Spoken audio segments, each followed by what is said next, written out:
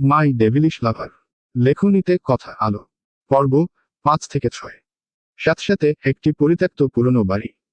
বাড়িটি যুগ যুগের কালোতে ঢেকে আছে, যেন অন্ধকারের একটি কঙ্কাল। চারপাশ থেকে তখন অনবরত বের হচ্ছে কারোর পচে যাওয়া দেহের তীব্র, বমি উদ্রেককারী এবং শ্বাসরোধকারী গন্ধ। সারা বাড়ি যেন সেই অসহনীয়, বিষাক্ত গন্ধে ভরে উঠেছে, বাতাসও সেখানে জমাট। নিস্তব্ধতা ভেঙে সেখানে শোনা যায় শুকনো পাতায় পা দিয়ে হাঁটার এক কর্কশ মর্মর শব্দ, যেন নীরবতার বুকে এক ফাটল ধরল। লোকটির পা ঘরের চৌকাঠের কাছে পৌঁছাতেই জ্বলে ওঠে হালকা আলোর একটি ল্যাম্প। সেই অসুস্থ, দুর্বল আলোয় ম্লান হয় ভেতরের গাঢ় আধার। সেই আলোতে স্পষ্ট হয় ঘরের মেঝেতে পড়ে থাকা বীভৎস দৃশ্য। মাটিতে পড়ে আছে একটি অর্ধগলিতই বলা যায় এমন একটি নারী ও একটি পুরুষের দেহ। তাদের সারা দেহ থেকে পোকা বের হচ্ছে, মাংসের সাথে মিশে থাকা সেই পচনশীল কীটগুলো কিলবিল করছে। নোংরা, পচা রক্ত মিশ্রিত পানি তখন দেহের নিচ থেকে গড়িয়ে মেঝেতে মিশছে। মাস্ক পরিহিত একটি লোক সেই বিভৎস পরিবেশে প্রবেশ করতেই আশেপাশে থাকা সান্ডা মান্ডা টাইপের গুন্ডাগুলো দ্রুত এগিয়ে এসে তাকে নতজানু হয়ে সালাম দেয়, যেন তারা নরকের সেনাপতিকে অভ্যর্থনা জানাচ্ছে। অন্য একটি গুন্ডা লোকটার জন্য আরাম কেদারা এনে দিলে লোকটি সেই শীর্ণ মেঝেতে স্থির ভঙ্গিতে বসে পড়ে। তার দৃষ্টি তখন মেঝেতে থাকা দুর্ভাগা দেহগুলোর দিকে স্থির। ট্রিটমেন্ট শুরু কর। জয়েন হয়ে যান আমার ছোট্ট গ্রুপে প্লিজ। ইউআরএল। লোকটি আদেশ দিতে এক মুহূর্ত দেরি করেনি। তার আদেশ পাওয়ার সঙ্গে সঙ্গেই একজন গুন্ডা সেই অসহায় দেহ দুটির ওপর ফুটন্ত গরম পানি ঢেলে দিতে সময় নেয়নি। চামড়া এবং পচনশীল মাংসে গরম পানি লাগতেই তারা যন্ত্রণায় ধরফর করে উঠতে যেও পারে না। তারা যেন প্যারালাইজড। গায়ের পচা রক্তা পানি তখন আরও তীব্র বেগে গড়িয়ে বের হতে থাকে, আর সেই মিশ্রিত পচনের গন্ধে ঘরটি যেন শ্বাসরুদ্ধকর হয়ে ওঠে। আমাদের ছেড়ে দিন। দয়া করে প্রাণ ভিক্ষা দিন আমাদের। অসহায়ভাবে, নিভু নিভু চোখে মহিলাটি বহু কষ্টে উচ্চারণ করতে থাকে এই সামান্য বাক্যটি, যেন শেষ নিঃশ্বাসের হিংস্র। মেয়েটির সেই করুণ আর্তি শুনে লোকটি হেসে ফেলে। সেই হাসি শুনে যে কোনো মানুষেরই রুহ অবধি কেঁপে উঠবে। সে হাসিতে ছিল কেবলই বিদ্রুপ ও চরম ধিক্কার। লোকটি মেয়েটির দিকে সামান্য ঝুঁকে বলল, তার কণ্ঠে উপহাসের তীব্রতা। ভিক্ষা? তাও তোদের মতো লোকদের? হাসালি। মহিলাটি ও পাশে থাকা পুরুষটি ক্লিভের চরম উপহাস শুনে যেন পাথর হয়ে গেল। তীব্র যন্ত্রণা সত্ত্বেও তাদের বাকশক্তি তখন কেবল জমে থাকা এক হিমশীতল আতঙ্ক। লোকটি এবার উঠে দাঁড়ালো, তার হাতে একজন ধরিয়ে দিল এক তীক্ষ্ণ, ধারালো ছুরি। রক্তের নেশায় জ্বলন্ত চোখে লোকটি প্রথমে ছেলেটির দিকে এগিয়ে যায়। সে নত হয়ে লোকটির কানের কাছে ফিসফিস করে, কণ্ঠস্বর যেন মৃত্যুতরীর হিং। পুরুষালী শক্তির জন্য বড্ড দেমাগ তোর, তাই না? নিজের বউকে বন্ধুদের সাথে মিলে ভোগ করতে বড্ড মজা লেগেছিল তো? কথা শেষ হতেই ছুরি দিয়ে লোকটি পিঠে সজোরে এক পোঁচ বসিয়ে দিল। ব্লেডটি পচন ধরা মাংসে ঢোকার শব্দ হলো কর্কশ। মুহূর্তেই তীব্র বেগে ছিটকে বের হলো দূষিত, কালো রক্ত, যা ক্লিভের গাঢ় পোশাকে মিশে গেল। লোকটি গগন কাঁপিয়ে এক বিভীষিকাময় চিৎকার দিল। ক্লিভ থামল না। একের পর এক এলোপাথারি ছুরি চালাতে থাকে লোকটির পিঠের উপর। মাংসের ফালিগুলো তখন ছিন্ন ভিন্ন। তারপর এক গুন্ডা পাশে থাকা লবণ মরিচ মিশ্রণ হাতে নিয়ে সেই গভীর ক্ষতগুলোর ওপর চেপে ধরল। সেই করসিভ মিশ্রণ লাগার সঙ্গে সঙ্গে মাংসপেশিগুলো সংকুচিত হয়ে উঠল এক বিকট শব্দে। যন্ত্রণায় লোকটি যখন তীব্র চিৎকার দিতে চাইবে, ঠিক তখনই তার মুখের ভেতর ঢুকিয়ে দেওয়া হলো পচন ধরা কুকুরের মাংসের তাল।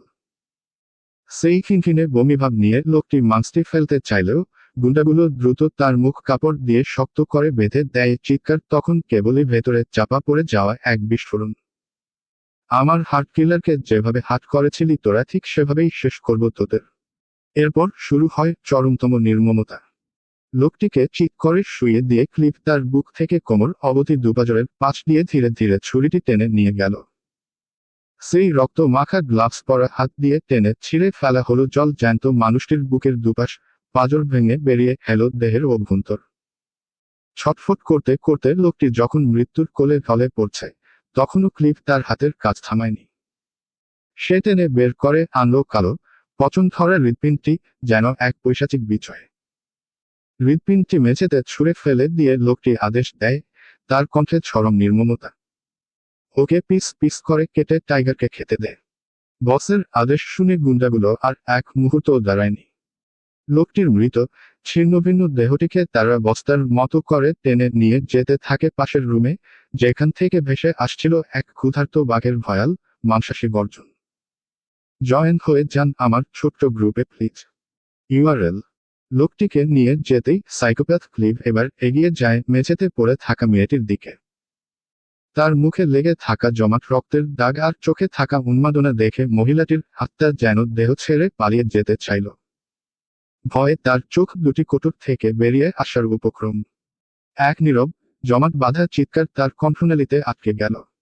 আমায় মারবেন না, দয়া করে মারবেন না আমায়।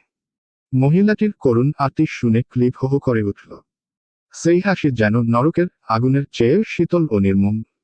সে ক্রূর হাসিতে বিদ্রুপ করে বলল, মিনতি, আজ তোর এমন আরতি দেখে কার মুখ মনে পড়ছে?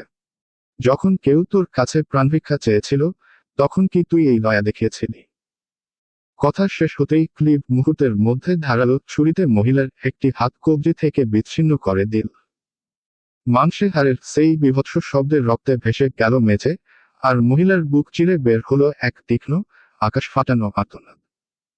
কিন্তু ক্লিভ থামল না। সে সেই শব্দ কাটা হাতটি মহিলার সামনেই নির্মমভাবে টুকরো টুকরো করতে শুরু করল। রক্তের উষ্ণ ফোঁটা এসে পড়ল ক্লিভের মুখোশবিহীন মুখের উন্মাদ হাসিটিতে। সে এখন ভয়ঙ্করতার এক জীবন্ত প্রতিমূর্তি, যার রক্ত মাখা চাহনি দেখলেই মানুষের হৃৎপিণ্ড ভয়ে থেমে যাবে। ভয় এবং অসহ্য যন্ত্রণায় মহিলাটি জ্ঞান হারিয়ে ফেলল। কিন্তু মৃত্যু তার জন্য তখনও আসেনি। অজ্ঞান অবস্থাতেই ক্লিভ ঠিক সেই একই নির্মমভাবে তাকে ছিন্নভিন্ন করল, যেভাবে শেষ করা হয়েছিল আগের লোকটিকে। সবশেষে মহিলাটির দুটি বক্ষ উন্মোচন করে সে নির্মমভাবে কেটে মেঝেতে ছুঁড়ে ফেলে দিল এক ঘৃণ্য সমাপ্তি। এরপর মহিলাটির নিথর ক্ষতবিক্ষত দেহটিকে টেনে হিঁচড়ে নিয়ে যাওয়া হলো ঘরের এক কোণে থাকা ছোট্ট কূপে। সেই কূপে টগবগ করে ফুটছে ঘন হলদেটে অ্যাসিড। ধোঁয়া ওঠা সেই অ্যাসিডের মধ্যে মহিলাটির দেহ ছুঁড়ে ফেলল ক্লিভ। এক বীভৎস সিট সিট শব্দে দেহটি নিমেষেই জলসে যেতে লাগল। গলতে শুরু করলো মাংসপেশি, এক লহমায় নিশ্চিহ্ন হয়ে গেল সকল চিহ্ন।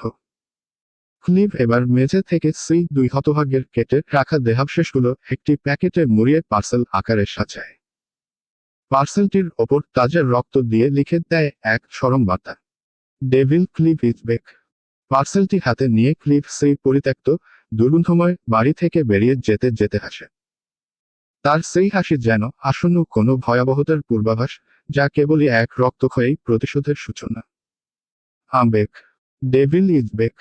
রিভেঞ্জ এর সূত্রপাত। আমার হার্টকিলারকে কষ্ট দেওয়ার প্রতিটা ইঞ্চির শোধ নেব। আজ বহুদিন পর জগন্নাথ বিশ্ববিদ্যালয়ের সুপরিচিত প্রাঙ্গণে পা রাখল শূন্যতা। ক্যাম্পাসের পুরনো ইট কাঠের গন্ধ যেন আজ তার কাছে অপরিচিত, ভারী। গত 4 দিন সহ বিগত কিছুদিনের লাগাতার মানসিক অশান্তি আর শারীরিক ধকলে সে যেন নিজের প্রতিচ্ছবি হারিয়ে ফেলেছে। মুখখানা শুকিয়ে একেবারে এতটুকুনি হয়ে গেছে, যেন সদ্য ঝরে যাওয়া কোনো ফুল। চোখের নিচে নেমে এসেছে গভীর ক্লান্তি আর ডার্ক সার্কেলের কালচে ছায়ানিদ্রা আর উদ্বেগের স্বাক্ষর। নিজস্ব অনুভূতিগুলোর রাশ টেনে ধরে শূন্যতা নিজের চোখে এক রাশ গভীর হতাশা নিয়ে চারপাশের পরিচিত জগৎটাকে ভালো করে পর্যবেক্ষণ করতে করতে ধীর পায়ে নিজের ক্লাস ভবনের দিকে এগোচ্ছিল। ঠিক তখনই তার কানে হ্যালো কিছু শিক্ষার্থীদের ফিসফিসানি। তারা মোবাইলে কিছু একটা দেখছে আর বারবার শূন্যতার দিকে আচোখে তাকাচ্ছে, যেন কোনো কৌতুকপ্রদ দৃশ্য বা কোনো সার্কাসের জোকার দেখছে। তাদের প্রতিটি চাহনি, প্রতিটি অস্পষ্ট শব্দ যেন শূন্যতার হৃৎপিণ্ডে সূক্ষ্ম আঘাত হানছে। এই মেয়েটি সেই মেয়ে। হায় আল্লাহ, ভাবতেই পারছি না। এ যেন বামন হয়ে চাঁদকে নিজের সাথে জুড়ে দেওয়ার মতো দুঃসাহস। চারদিকের এমন ব্যঙ্গাত্মক মন্তব্যগুলো শূন্যতার কানে এলেও সে বুঝতে পারছিল না ঠিক কিসের ভিত্তিতে এই আলোচনা। এরই মাঝে কিছু সংখ্যক পরিচিত ছাত্রী শূন্যতাকে দেখে মুখ ভার করে, যেন গাঢ় বিতৃষ্ণা নিয়ে দ্রুত পাশ কাটিয়ে চলে গেল। শূন্যতার ভেতরের অস্থিরতা বাড়তে থাকে। আল্লাহ, কি যে হচ্ছে এসব, কিছুই তো খেয়াল করতে পারছি না। বিড়বিড় করে শূন্যতা যখন আকাশপানে তাকিয়ে নিজেকে প্রশ্ন করছিল, ঠিক তখনই পেছনে থেকে এক জোড়া উষ্ণ হাত এসে তাকে চাপটে ধরল। একটি অতি পরিচিত উল্লাসের স্বরস্বরে কানে বাজল, সুন্নি রে আমার সুন্নি, শেষ অবধি তোর দর্শন পেলাম। আকস্মিক এই ঘটনায় শূন্যতা চমকে উঠল। পেছনে ফিরে তাকাতেই তার চোখে পড়ল নিজের অতিপ্রিয় সখী ইসরাতকে। প্রিয় বন্ধুকে দেখে শূন্যতার মনে হলো যেন আকাশের তারাটাই নিজের হাতে পেয়ে গেল সে। আবেগে ইসরাতের হাত ধরে সে বলে উঠল, ইস্যু পাখি। ইসরাত তার চিরচেনা হাসি মুখে শূন্যতার দিকে তাকাতেই তার নজর পড়ল বন্ধুর শুকিয়ে যাওয়া আদলে। ইসরাত যেন আঁতকে উঠল। কোনো কথা না বলে শূন্যতার হাত ধরে সে তাকে টেনে নিয়ে গেল একটি অপেক্ষাকৃত নীরব বড় গাছের আড়ালে। ব্যতিব্যস্ত ইসরাত শূন্যতার মুখে হাত বুলিয়ে দিল। তার চোখে গভীর উৎকণ্ঠা। একই হাল করেছিস নিজের, সুন্নি? তোর এই অস্বাস্থ্যকর অবস্থা কি করে হলো? ইসরাতের এই উৎকণ্ঠা, এই ব্যাকুলতা দেখে শূন্যতা যেন আর নিজেকে ধরে রাখতে পারল না। সে ইসরাতকে জড়িয়ে ধরল, সেখানেই মাটিতে গাছের সাথে হেলান দিয়ে বসে পড়ল। তারপরই ইসরাতের দুহাত ধরে ভেতরের সব কষ্ট উজাড় করে দিয়ে হুহু করে কেঁদে উঠল। চারপাশের সব কৌতূহলী দৃষ্টি আর ব্যঙ্গাত্মক ফিসফিসানি যেন সেই কান্নার স্রোতে ভেসে গেল। ইসরাতের বুকে মুখ লুকিয়ে শূন্যতা এবার যেন বাঁধভাঙা স্রোতের মতো কান্না শুরু করল। সেই কান্নার মাঝে সামান্য দম নিয়ে সে ফিসফিস করে বলল, যা ইসরাতের কানে তীক্ষ্ণ শুলের মতো বিঁধল, আমার মাঝে আর নেই রে ইস্যু। বেইমানের মতো আমায় ফেলে চলে গেছে, আমায় একলা রেখে গেছে এই ধরনীতে। পুনরায় শ্বাস টেনে ভাঙা গলায় শূন্যতা বলল, আমার যে আর কেউ রইল না, কেউ রইল না। কার আশায় থাকবো আমি? কেউ যে নেই আমার জন্য। শূন্যতার এই নিদারুণ কান্না এবং মায়ের চিরবিদায়ের কথা শুনে ইসরাত যেন হতভম্ব হয়ে গেল। বিস্ময়ে সে যেন বাকরুদ্ধ। কেবল হা করে তাকিয়ে রইল শূন্যতার বিধ্বস্ত করুণ মুখের দিকে। শেষ অবধি এই মেয়েটা দুকুলি হারালো। প্রথমে বাবা নামের স্নেহময় বটগাছ, আর এখন মা নামের নিরাপদ আশ্রয়। এত কেন দুঃখ দিল খোদা এই মেয়েটাকে? এতটুকু সুখের পশলা কি নেই ওর কপালে? এই ঘোর চিন্তাগুলো ইসরাতের মগজে পাক খাচ্ছিল। ইসরাত দ্রুত শূন্যতাকে নিজের বুকের সাথে আরো শক্ত করে আঁকড়ে ধরল। শূন্যতাও যেন আর কোনো শক্তি অবশিষ্ট রাখল না, নিজের দেহের সমস্ত ভার ছেড়ে দিল বন্ধুর ওপর। তার নীরব উষ্ণ অশ্রুধারা ইসরাতের পোশাকে মিশে যাচ্ছিল। গলা কেঁপে উঠল ইসরাতের। কিভাবে হয়েছে এমন? বল আমায়। সেদিন নীরবতা ভেঙে শূন্যতা এবার একে একে ঘটে যাওয়া সকল বিভীষিকাম ঘটনা খুলে বলতে শুরু করল ইসরাতের কাছে। মায়ের অসুস্থতা, সেই অসুস্থ মাকে বাঁচাতে গিয়ে ব্যবসায়ী শুভ্র কাছে কিছু টাকার বিনিময়ে নিজের সতীত্ব বিসর্জন দেওয়া, মায়ের মৃত্যু, আর তারপর শুভ্র দেওয়া অবর্ণনীয় শারীরিক ও মানসিক অত্যাচার সবকিছু খুলে বলল সে। এই লোমহর্ষক কাহিনী শুনে ইসরাত যেন তার নিজের ভাষা হারিয়ে ফেলল। সেদিন ইন্টারনেটে শূন্যতা আর শুভ্র বিয়ের ছবি, রেস্ট হাউজে শূন্যতাকে শুভ্র কোলে তুলে নিয়ে যাওয়ার ছবি ও সেই সংক্রান্ত খবর দেখে সে প্রচণ্ড কষ্ট পেয়েছিল। ইসরাত ভেবেছিল, তার সুন্নি তাকে কিছু না জানিয়েই এক বিত্তশালী ছেলেকে বিয়ে করে নিল, যে কিনা প্রতি রাতে ভিন্ন নারীর দেহ স্বাদ উপভোগ করে। সেই রাগে ও ক্ষোভে সে শূন্যতাকে এড়িয়ে চলছিল। কিন্তু এখন শূন্যতার মুখ থেকে এই নিদারুণ সত্য শুনে ইসরাতের সেই ধারণা ভুল প্রমাণিত হলো। সে বুঝতে পারল কেন শূন্যতা টাকার কাছে নিজেকে বিক্রি করতে বাধ্য হয়েছে। কিন্তু একটা বড় খটকা রয়ে গেল। শূন্যতার ভাষ্যমতে সে শুধুমাত্র এক রাতের জন্য শুভ্র সজাসঙ্গী হয়েছিল। তাহলে শুভ্র আর শূন্যতার বিয়ের রেজিস্ট্রি পেপার এলো কোথা থেকে, আর ইন্টারনেটে তার স্বাক্ষরের ছবি বা কেন ভেসে বেড়াচ্ছে? গভীর সন্দেহে ইসরাত শূন্যতাকে বুকে ধরে রেখেই প্রশ্ন করল, আচ্ছা সুন্নি, তুই কি সেদিন ব্যবসায়ী শুভ্র কাছে যাওয়ার আগে কোনো পেপারে সাইন করেছিলি? ইসরাতের এমন প্রশ্নে শূন্যতা ওর বুক থেকে মাথা তুলে বিষণ্ণ চোখে বন্ধুর দিকে তাকালো। তারপর মাথা ঝাঁকিয়ে বলল, হ্যাঁ, করেছিলাম তো। ওই দিন আমায় শুভ্র সাহেবের পার্সোনাল অ্যাসিস্ট্যান্ট একটি কন্ট্রাক্ট পেপার দিয়েছিলেন। এক রাতের জন্য ওর সজাসঙ্গী হলে নাকি আগে এসব চুক্তিপত্রে সই করা লাগে।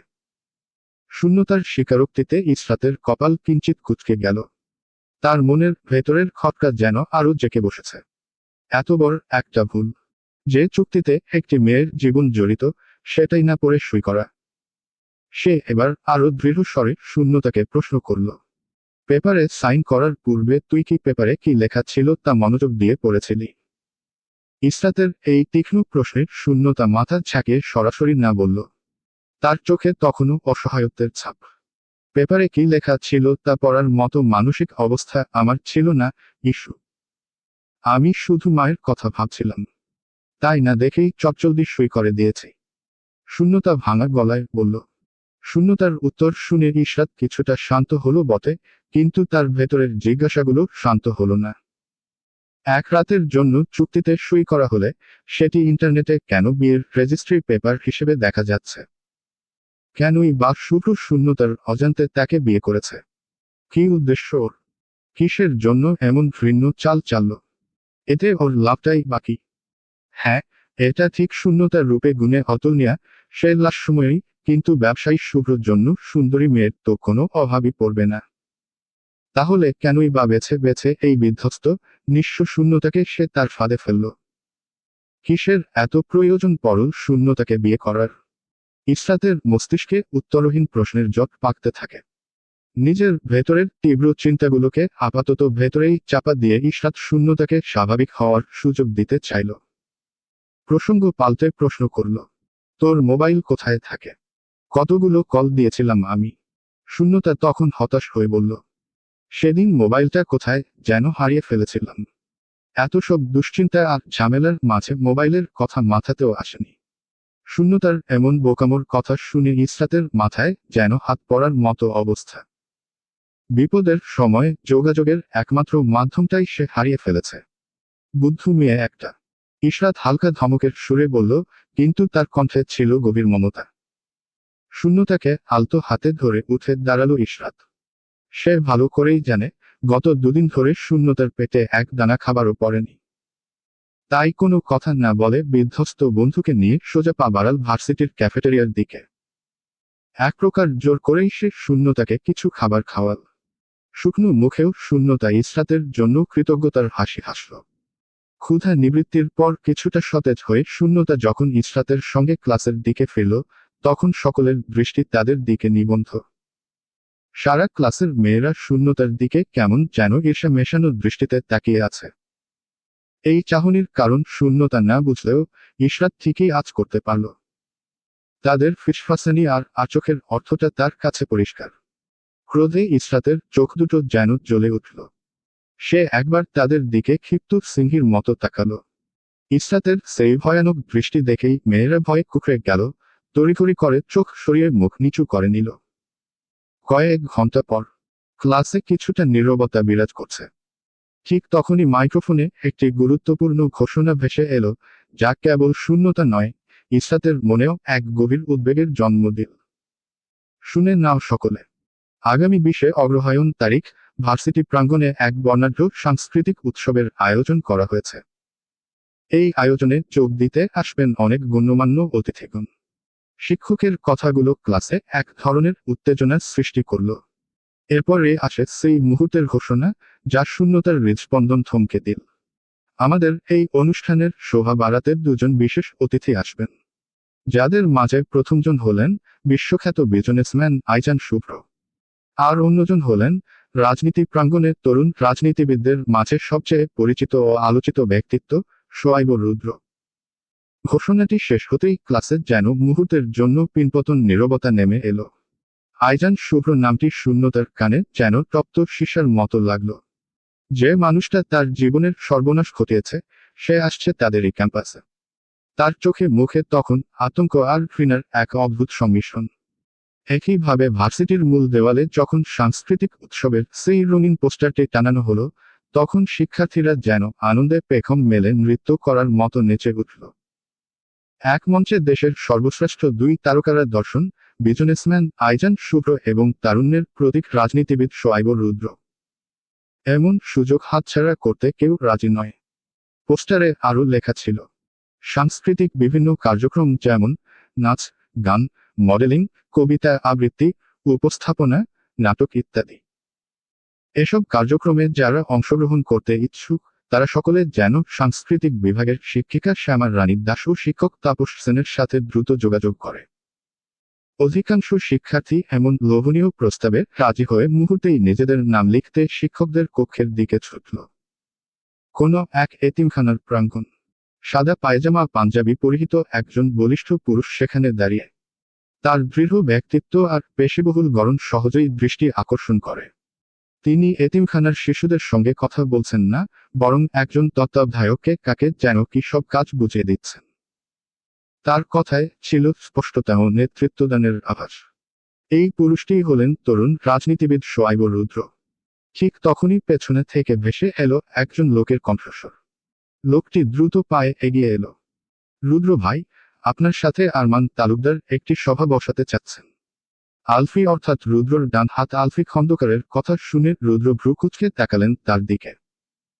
তার দৃষ্টিতে কোনো কৌতূহল ছিল না, ছিল কেবল চরম বিরক্তি।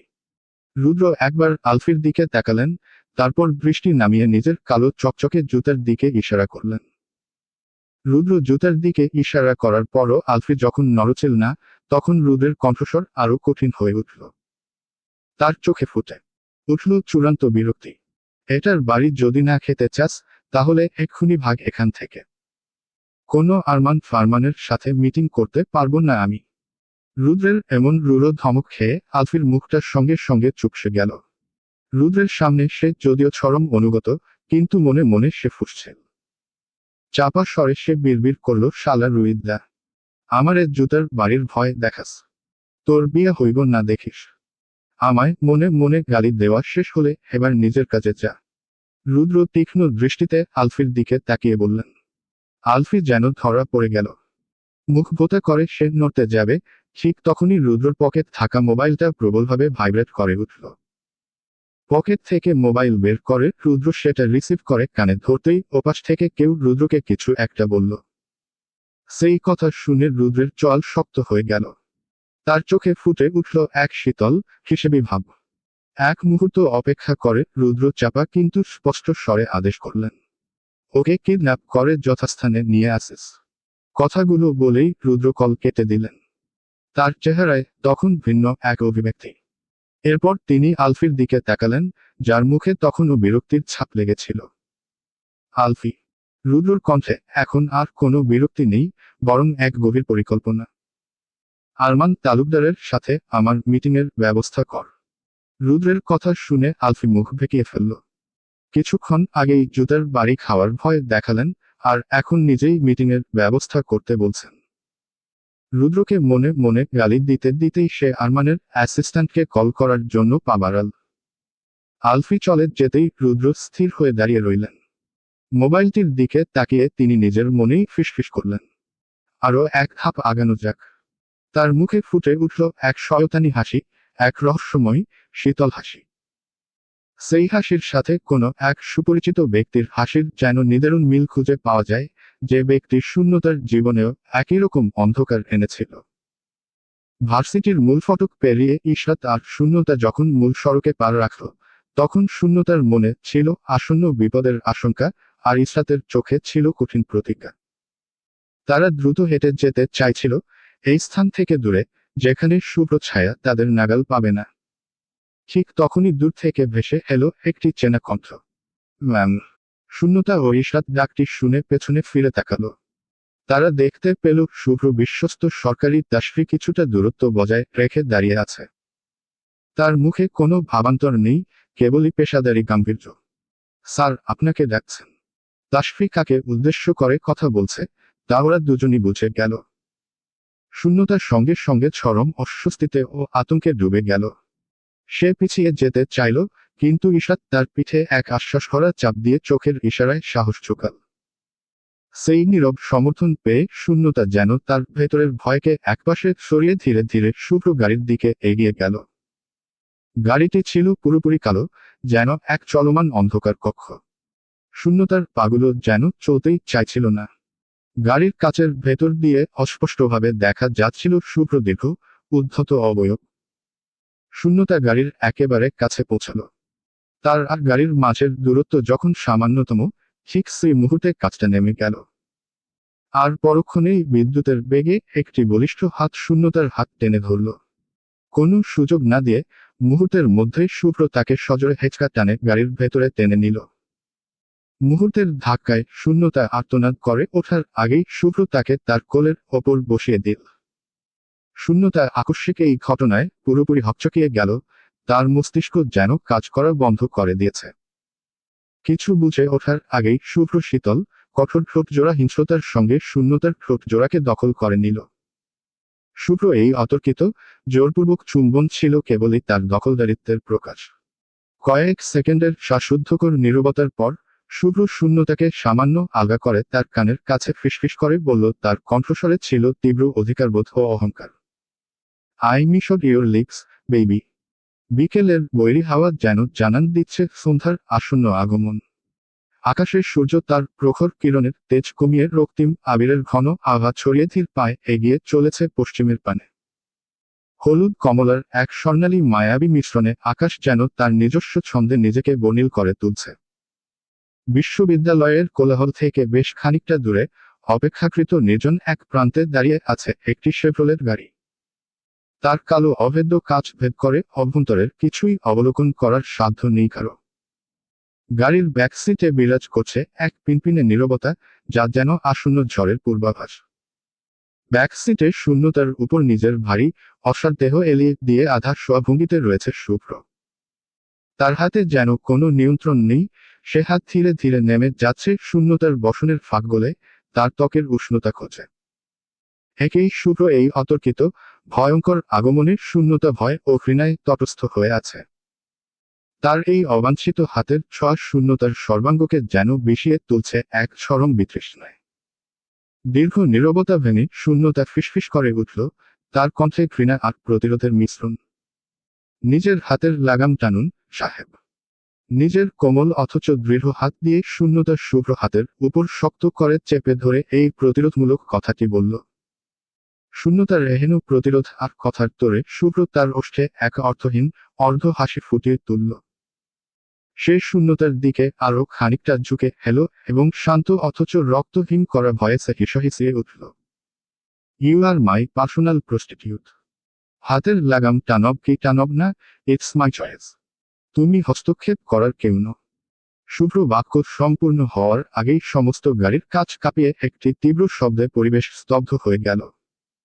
নিজের কোমল অথচ বজ্রসম হাত দিয়ে শূন্যতার শুভ্র গালে সর্বোচ্চ শক্তি দিয়ে একটি প্রতিরোধমূলক চর বসালো। শূন্যতার হাতে হঠাৎ করে এমন আক্রমণাত্মক আঘাত খেয়ে শুভ্র মাথা যেন কিছু মুহূর্তের জন্য ব্ল্যাঙ্ক হয়ে গেল, তার চোখে অবিশ্বাস আর ক্ষণিকের বিহ্বলতা। এইবার শূন্যতা যেন এক রণচণ্ডীর মতো রূপ নিয়ে ফুঁসে উঠল। তার চোখে জমে থাকা সব ক্ষোভ যেন বাষ্প হয়ে বেরিয়ে এলো তার কণ্ঠে। তোর পার্সোনাল প্রস্টিটিউট নই আমি। আমায় নোংরাভাবে টাচ করার চেষ্টাও করবি না। এক রাতের জন্য তুই আমায় দ্বারা নিজের পৈশাচিক চাহিদা মিটিয়েছিলি, আর আমি তোর দ্বারা নিজের দারিদ্রতা ও অভাব মিটিয়েছি। এর বেশি কিছু নয়। নিজেকে তোর কাছে সারা জীবনের জন্য বিক্রি করিনি একজন প্রস্টিটিউট হিসেবে, তুই আমার মালিকও নস। মনে রাখিস। তার শেষ কথাগুলো যেন আগুনের গোলার মতো শুভ্র মুখের উপর এসে পড়ল। শূন্যতা দ্রুত নিজের কাঁধের কাপড় ঠিক করে শুভ্র কাছ থেকে যথাসম্ভব দূরে সরে গেল। তার চোখে প্রতিশোধের আগুন জ্বলছে, আর হৃদয়ে সদ্য পাওয়া অপমানের রক্তক্ষরণ। শূন্যতার তীব্র চর এবং সেই চরম অপমানজনক কথা শোনার পর শুভ্র চোখে ক্রোধের পরিবর্তে এক শীতল ভয়ঙ্কর হাসি ফুটে উঠল। সে যেন এই প্রতিরোধের জন্যই অপেক্ষা করছিল। দ্রুত হাত বাড়িয়ে শুভ্র শূন্যতার চুলের গোছা শক্ত করে ধরে অসহায়ের মতো তার মাথাটা নিজের দিকে টেনে আনল। তার কণ্ঠস্বর মুহূর্তে রূপ নিল এক দৈত্যের চিৎকারে। তুই সারা জীবন আমার টাকার কেনা প্রস্টিটিউট হয়েই থাকবি। বাইরের জগতে আমার কাগজে কলমে কেনা বউ, কিন্তু রাতের আধারে আমার টাকায় কেনা প্রস্টিটিউট, অর্থাৎ রক্ষিতা হয়ে থাকবি তুই। কথা শেষ করেই শুভ্র পকেট থেকে এক ভাঁজ করা আইনি কাগজ বের করে শূন্যতার বিহবল মুখের ওপর ছুঁড়ে মারল। শূন্যতার স্পর্শকাতরতা তখন তার কাছে কেবলই উপভোগের বিষয়। শুভ্র এই দানবীয় কথা আর কর্মে শূন্যতা তখন হতবিহ্বলতার চরম সীমায় পৌঁছে গেছে। কি বলল শুভ্র? সে শুভ্র টাকায় কেনা কাগজে কলমে বৌরূপের রক্ষিতা। তার কান যেন এই ভয়াবহ সত্য গ্রহণ করতে পারছিল না। তড়িঘড়ি করে সে শুভ্র ছুঁড়ে ফেলা কাগজগুলো কুড়িয়ে নিল। কাপা হাতে কাগজগুলোতে মনোযোগ দিয়ে পর্যবেক্ষণ করতেই শূন্যতার পদতলে যেন সমস্ত ধরিত্রী কেঁপে উঠল। হাজার বছরের চেনা পৃথিবী যেন অচেনা, অস্থির হয়ে গেল। পেপারে স্পষ্ট লেখা রয়েছে রুবাইয়া বিনতে শূন্যতা ওয়েস আইজান শুভ্র, এবং নিচে রয়েছে দুজনের স্বাক্ষর। রেজিস্ট্রির তারিখটিও তার চোখে পড়ল, যা তাদের প্রথম সাক্ষাতের ঠিক পরের দিন। এক অবিশ্বাস্য যন্ত্রণায় শূন্যতার কণ্ঠ রুদ্ধ হয়ে এলো। কোনো মতে কাপা কাপা গলায় শুভ্র উদ্দেশ্যে সে অভিযোগ ছুড়ে দিল। আপনি আমার সাথে চিট করছেন, মি শুভ্র। আমাকে ঠকে, প্রতারণা করে বিয়ে করেছেন আমায়। আপনি আমার অসহায়ত্বের সুযোগ নিয়েছেন। শূন্যতার অভিযোগ শুনে শুভ্র এক ফিচলে হাসি হাসল, যেন সে কোনো নগণ্য কৌতুক শুনেছে। সে তার আহত ঘাড়ে নিজের হাত ঘষতে ঘষতে উত্তর দিল, তার চোখে সেই ঠান্ডা, বিপজ্জনক দৃষ্টি। চিট? তাও আবার আমি? তুমি পেপারে সাইন করার আগে পড়নি কেন? শূন্যতা। আমি তোমার অসহায়ত্বের সুযোগ নেইনি, বরং তুমি স্ব ইচ্ছায়, সম্পূর্ণ সজ্ঞানে বিয়ে করেছ আমায়। শুভ্র কথাগুলো শূন্যতার তীব্র রাগের তোড়ে মাথার ওপর দিয়ে চলে গেল। তার কাছে এখন এসব কেবলই ছলনা। অপমান আর দুঃখে তার ভেতরটা দাউ দাউ করে জ্বলছে। চোখের পলকে সে তার হাতে ধরা সেই রেজিস্ট্রি পেপারটি টুকরো টুকরো করে ছিঁড়ে ফেলল, যেন সেই কাগজ ছিঁড়লে এই সম্পর্কটাই মিথ্যা হয়ে যাবে। মানি না এই বিয়ে। আমি মানি না। মিথ্যে এই বিয়ে, মিথ্যে। আপনি চিট করেছেন আমায়। You are a cheater, cheater. শূন্যতার আর্তনাদ যখন চরমে, শুভ্র তখন তার ঠোঁট টিপে ধরে বিরক্তি প্রকাশ করল। ফোন পকেট রেখেই সে এক ধমকে শূন্যতাকে থামিয়ে দিল। বেশ, অনেক হয়েছে তোমার ন্যাকামি। চুপ করো তুমি। শুভ্র দ্রুত ড্রাইভিং সিটে গিয়ে বসল। শূন্যতার দিকে ফিরে এক তীক্ষ্ণ ধমক ছুড়ে দিল, আর একটা শব্দ না। এরপর মুহূর্তেই সে গাড়িতে স্টার্ট দিল। ইঞ্জিন গর্জে উঠতেই শেভ্রলেটের চাকা দ্রুত গতি নিল। গাড়ির গতি বাড়ার সাথে সাথে শূন্যতা আতঙ্কিত হয়ে চিৎকার করে উঠল। তার কণ্ঠস্বর কাচের মধ্যে প্রতিধ্বনিত হল। কোথায় নিয়ে যাচ্ছেন আমায়? গাড়ি থামান বলছি। স্টপ ডাকার। এক হাত স্টিয়ারিং হুইলে রেখে শুভ্র যেন তার এই আর্তনাদ উপেক্ষা করল। তার চোখে এক নিষ্ঠুর উদ্ধত্ত। গাড়ি থামবে না, হোয়াইট রেইন লিলি। এই গাড়ির গন্তব্য তোমার শ্বশুরবাড়ির অবধি। শুভ্র আপন মনে গাড়ি চালাতে লাগলো, তার ঠোঁটে সেই ভয়ঙ্কর, শীতল হাসি। আর ঠিক তখনই শূন্যতা হঠাৎই চুপ করে গেল। তার চিৎকার থেমে গেল। সে মাথা নিচু করে বসল, যেন বাইরে চলতে থাকা পৃথিবী বা গাড়ির গতি কোনো কিছুই তার মনোযোগ আকর্ষণ করছে না। তার মুখমণ্ডল এক গভীর চিন্তার মেঘে ঢাকা। সে কি শুভ্র কথার অর্থ বোঝার চেষ্টা করছে, নাকি মনে মনে গভীর কোনো চক্র সাজাচ্ছে?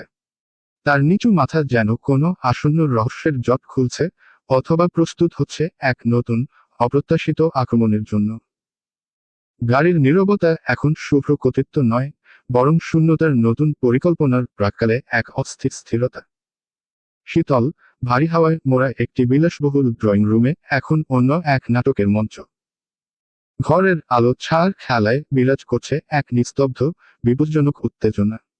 ঘরের সোফায় পায়ের উপর পা উঠিয়ে অত্যন্ত ঔদ্ধত্যের সাথে বসে আছে এক তরুণ যুবক, শোয়াইব রুদ্র। তার চোখে বিরাজ করছে এক শীতল অথচ রোষের নীলাভ অগ্নিশিখা, যা তার সামনে বসে থাকা প্রবীণ লোকটিকে স্পষ্ট বার্তা দিচ্ছে। মাঝবয়সী পুরুষটি, আরমান তালুকদার, নড়েচড়ে বসলেন। রুদ্র নিজের গুরুগম্ভীর ভাবগাম্ভীর্য বজায় রেখে মাঝবয়সী পুরুষ আরমান তালুকদারের পানে চেয়ে শক্ত গলায় বললেন, মি তালুকদার, কিসের দরকারে আমার গৃহের দোরগোড়ায় আগমন ঘটল আপনার? সময় নষ্ট করার মতো ফুরসত আমার নেই। রুদ্র যেন আরমান তালুকদারকে তার অবস্থান মনে করিয়ে দিতে চাইলেন। আগামী নির্বাচনের পথ থেকে নিজেকে হটিয়ে নাও, শোয়াইব রুদ্র। আমার পথের কাটা হতে এসো না। কিন্তু রুদ্র যেন এই হুমকিকে কোনো তোয়াক্কা করল না। সে টেবিলের উপর থেকে আধা খাওয়া সিগারেটটি মুখে তুলে নিল, এক দীর্ঘ, আলস্যভরা টান দিয়ে সিগারেটের ধোঁয়া সোজাসুজি আরমান তালুকদারের মুখের পানে ছুড়ে দিল। ধোঁয়ার কুণ্ডলী জনের মাঝখানে এক পাতলা দেওয়াল তৈরি করল। তোত্তার অভাবে রুদ্র উত্তর দিল, তার কণ্ঠে ছিল স্পষ্ট বিদ্রুপ। পথের বাধা হলে কি করবেন? নিজের এককালের বিশ্বস্ত বন্ধুর মতো করে আমাকেও মেরে ফেলবেন বুঝি? আরমান তালুকদার মুহূর্তের জন্য স্থবির হয়ে গেলেন। রুদ্রর মুখে এমন তিমিরের অতলগতের খবর শুনেও তিনি নিজেকে সামলে নিলেন। তবে তার চোখে এক ক্ষণিক চমক লুকানো গেল না। তিনি নিজের চমকানোর ভাব গোপন করে আগের মতোই গুরুত্বপূর্ণ ভঙ্গিতে রুদ্রকে শেষবারের মতো হুঁশিয়ারি দিলেন। আমার পথের বাধা হলে গোড়া থেকে উপরে ফেলব। ভালোই সরে দাঁড়াও আমার পথ থেকে। রুদ্র এক গভীর হাসি হাসল। সেই হাসিতে কোনো উষ্ণতা ছিল না, ছিল কেবল আগুন আর প্রতিজ্ঞা। আরমান তালুকদারের সেই কঠিন শীতল হুমকি শুনে রুদ্র যেন এক বিস্ময়কর উপহাসের হাসি হাসল। সেই হাসি হো শব্দে ড্রয়িং রুমের শীতলতাকে যেন ভেঙে চুরমার করে দিল। হাসি থামিয়ে রুদ্র আরমান তালুকদারের কথার পিঠে ছুড়ে দিল এক বিধ্বংসী তথ্য। তার কণ্ঠস্বর ছিল সম্পূর্ণ শান্ত, যা ভেতরের ভয়ানক রোষকে আরো প্রকট করে তুলল। আমায় কিছু করার আগে নিজের কন্যা ও ছেলেকে সামলান। আপনার ছেলে নিজের এক রাতের প্রস্টিটিউটকে নিজের স্ত্রী পরিচয় দিয়ে ফিরছে আপনার গৃহে। রুদ্রর এই শান্ত অথচ মারাত্মক কথা শুনে আরমান তালুকদার মনে মনে যেন এক বিশাল ধাক্কা খেলেন। রুদ্র কেন এত নিশ্চিত আর এত শান্তভাবে কথা বলছে? এর পেছনে কোন অশুভ কারণ লুকিয়ে আছে? আরমান তালুকদার দ্রুত মনে মনে সেই রহস্যের সূত্র খুঁজতে ব্যস্ত হয়ে পড়লেন। রুদ্রর দিকে তিনি এক জ্বলন্ত ঘৃণাভরা চোখে তাকালেন, যেন দৃষ্টি দিয়েই তাকে জ্বালিয়ে দিতে চান। এরপর কোনো কথা না বলেই ক্ষিপ্র গতিতে রুদ্রর প্রফেশনাল রুম থেকে বেরিয়ে গেলেন। আরমান তালুকদার ঘর থেকে বেরিয়ে যেতেই রুদ্র সোফায় নিজের গা আলস্য করে হেলিয়ে দিল। সে ধীরে ধীরে মাথা ঘুরিয়ে দেয়ালের দিকে তাকালো। সেই নিস্তব্ধ ফাঁকা দেয়ালের পানে চেয়ে চেয়ে সে যেন নিজের মনেই বিড়বিড় করতে শুরু করল। তার কণ্ঠস্বর এখন ছিল স্বগতোক্তির মতো নিচু, কিন্তু প্রতিজ্ঞা ছিল পাথরের মতো কঠিন। আমার সুখের পরিবারকে ছিনিয়ে নেওয়ার সব রকম ফল পাবেন আপনি, মি তালুকদার। আপনার পরিবারকেও আমি শেষ করে দেব। এটা ক্লিপ থুরি, শোয়াইব রুদ্রর প্রতিজ্ঞা। রুদ্রর শেষ কথাটি শেষ হতেই ঘরের সকল শীতলতা যেন এক লহমায় উষ্ণ প্রতিশোধের বায়ুতে রূপান্তরিত হয়ে গেল। রুদ্রর চোখ জ্বলে উঠল এক হিংস্র ভয়ঙ্কর আলোয়। চলবে।